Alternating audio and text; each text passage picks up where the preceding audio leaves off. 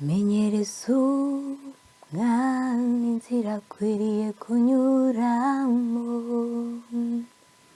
azarinda asaza atarayivamo. Nshuti zanjye, bene data, aho muherereye hirya no hino mu mpande z'isi, ndabaramukije kandi mbifuriza amahoro n'imigisha biva ku Mana Data wa twese, ngo bikomeze kuba kuri mwe mwese ndetse n'abanyu bose. Ikaze rero, aho uyu munsi nifuje kuganira n'ababyeyi.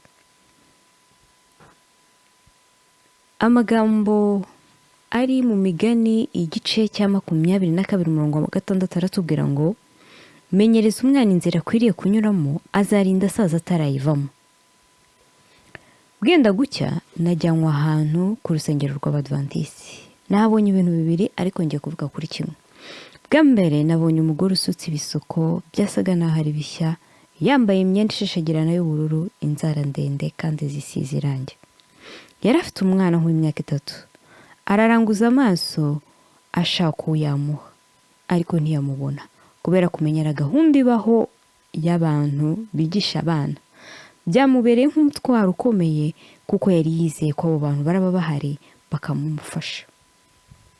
Babyeyi kandi barizi, mbese tujya tugira igihe cyo kubana n'abana bacu, cyangwa se abana turera, cyangwa se kuba afite akazi ni ukubyuka mu gitondo kare twitegura tukagenda, tukaza kugaruka ku mugoroba n'umunaniro mwinshi kandi dufite ibindi bintu turi bugiramo, abana ntibatubone. Amagambo dusomye aratubwiye ngo menyereza umwana inzira akwiriye kunyuramo, azarinda asaza atarayivamo. Babyeyi kandi barizi, mbese twaba tugira cyangwa se dufata igihe cyo kumenyereza abana inzira bakwiriye kunyuramo kandi ko bazasaza batarayivamo? Cyangwa se abana bari kurerwa n'abakozi, baba bo mu rugo, baba bo mu bigo birera abana, cyangwa se bari kurerwa n'amatelefone, n'amakompiyuta, n'amatableti, ama-iPad n'ibindi bintu byinshi bareberaho imikino n'udufilime tw'abana byo kubahuza. Tugenzure. Kubera iki?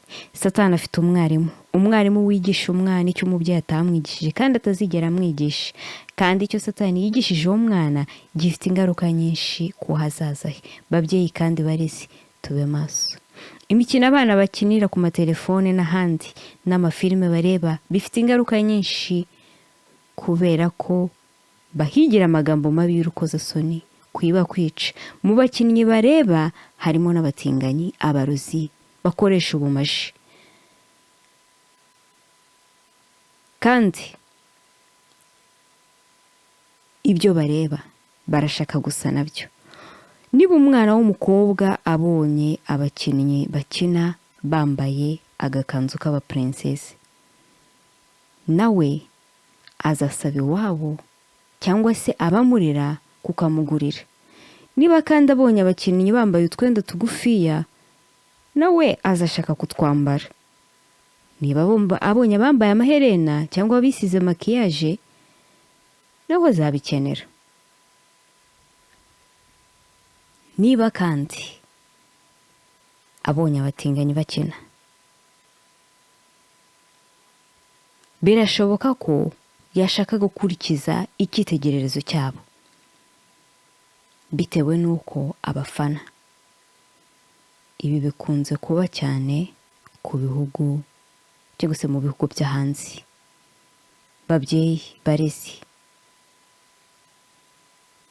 ku badashyigikiye bimwe muri ibi byose maze kuvuga, bazatangira kurwana intambara bikururiye kubwo kutaba maso. Ni igihe buri mubyeyi, buri murezi dukwiye kugenzura iby'abana bacu. Abana turera bareba, tukagenzura imvugo zabo n'amagambo bakoresha, kubera ko iminsi ni mibi kandi irigisha ibintu bishyashya ariko biganisha mu irimbukiro. Ni byiza ko ababyeyi, abarezi bagira akaruhuko, ariko kandi ni byiza cyane ko ababyeyi, abarezi kugira umwanya tugenera umwana, tukamwigishiriza mu cyimbo cyo kumuha gusa kurerwa n'abakozi batandukanye buri gihe. ndetse n'abo mu bigo bitandukanye, ubundi kubareka ngo barerwe n'amafilime, barerwe n'amagames, kuko imbuto umwana akuraho hose zizatera umubyeyi n'umurezi agahinda, maze twicuza imvune twagize dukora amanywa nijoro, duhangayika hirya no hino ngo umwana atagira icyo abura.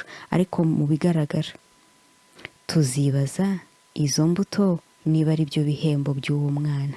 Twibaze kandi tuti koko ni icyo umwana abaye, umujura cyangwa se umusambanyikazi n'ibindi bitandukanye, mu cyimbo cyo kuba umuntu w'ingirakamaro. Nyamara twebwe ababyeyi n'abarezi twibagiwe kubiba imbuto, twibagiwe kandi twirengagiza kumenyereza umwana inzira akwiriye kunyuramo kandi akazarinda asaza atarayivamo. Babyeyi barezi, gusa neza impagarike yose ni byiza, kandi twagira ikihe cyacu, cyaba icyo gushaka amafaranga ndetse n'igihe cy'ibindi bitandukanye, ariko ibyo byose nta munezero bizaduha igihe tudashaka kwiyegereza abana bacu, igihe turaraguza amaso dushaka aho tubaragiza, dushaka abo kubaturerera. Erega Uwiteka azabaza buri mubyeyi wese, buri murezi azatubaza abana yaduhaye. Uyu munsi ni mutyo tuzirikane ko abana ari umwanda uturuka ku Uwiteka, kandi ubwo Yesu azagaruka gutwara abana be, azanezezwa no kubona umuryango wose ugiye, atari ababyeyi gusa ngo abana basigare, cyangwa se abana bagiye ariko ababyeyi basigaye. Twese hamwe duharanire kuzasanganira umwami wacu Yesu n'abo mu muryango, twese hatabuzemo n'umwe. Iyi si iraduhendana n'ibyayo, bizashirana nayo. Ni mutyo dutere iby'isi umugongo, tugire Imana nyambere. Ibi byuma biri gukorwa n'abana b'abantu bye gusimbura umuntu, bye gusimbura ibikorwa byacu ngo abe ari byo bibikora, ahubwo buri wese tumenye inshingano zacu kandi tuzubahirize. Nta cyiza umubyeyi kwirerera umwana, maze ubwo Yesu Kristo azaba agarutse akahabwa ishimwe ry'uko yakoze inshingano ze neza, maze Uwiteka akamuha ikaze mu bwami bwe. Ndabibifurije. Ni igihe cyo kwita ku gakiza kabe wacu, kandi ibi si uguhera umuntu amaze kumenya ubwenge, ahubwo ni uguhera umuntu akiba urusoro, bigakomeza kugeza avutse no gukomeza. Uwiteka bidushoboze mu izina rya Yesu. Ndabakunda kugeza twongeye guhura.